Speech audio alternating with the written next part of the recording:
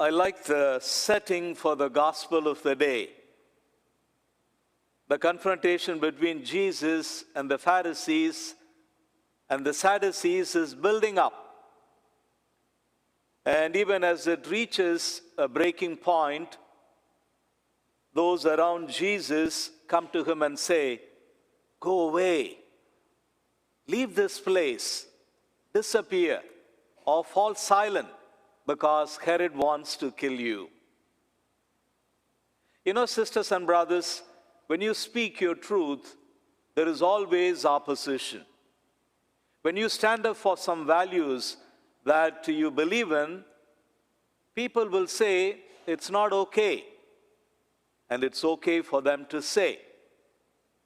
Because there comes a time when we need to be able to dialogue, discuss, debate, and then choose to disagree with each other.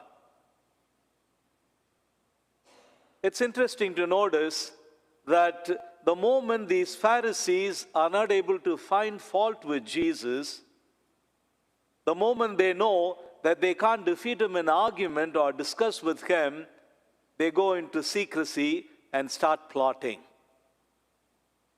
This happens to anyone, to you, to me, to all of us at some time or other. Let's say, for example, you stand up for some values that you believe in. And if someone disagrees with you, good people will come up and say, "Hey, what you're saying I think is wrong." Or tell me, how can I better understand you? And then they will say, "Well, I don't agree with you." That would be being truthful.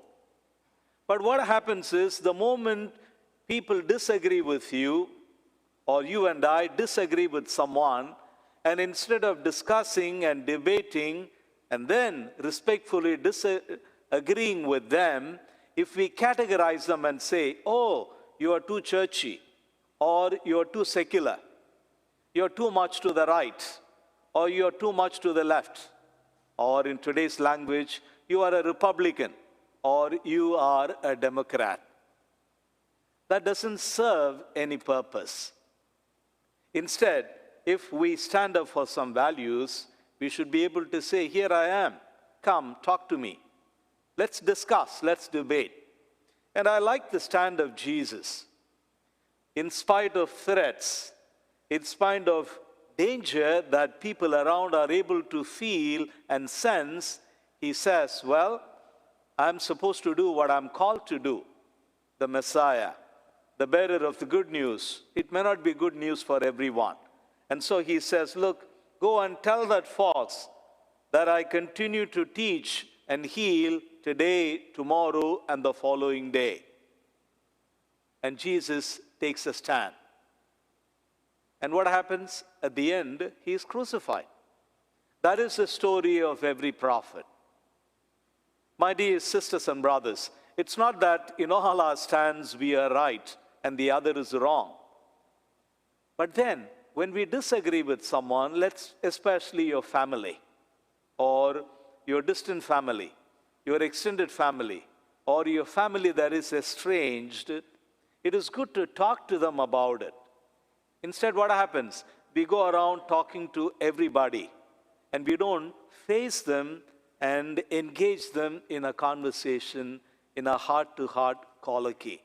I mention it because that seems to be the mood today in our culture, especially in the world of politics, where people just say, "Oh, you are of this party, you are of that party." It's a pity that people are not able to face the other and talk to one another. And so, let's pray, because all of us are guilty of it. For example, when we meet together for a cup of coffee, who gets discussed? Oftentimes, it is a person who is absent.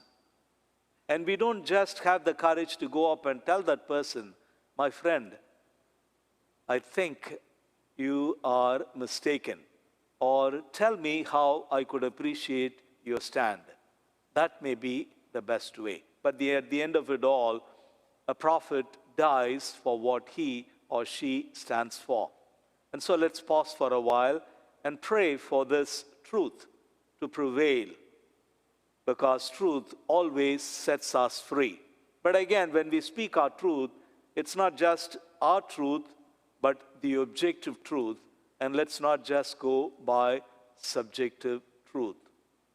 Let's pray for this grace.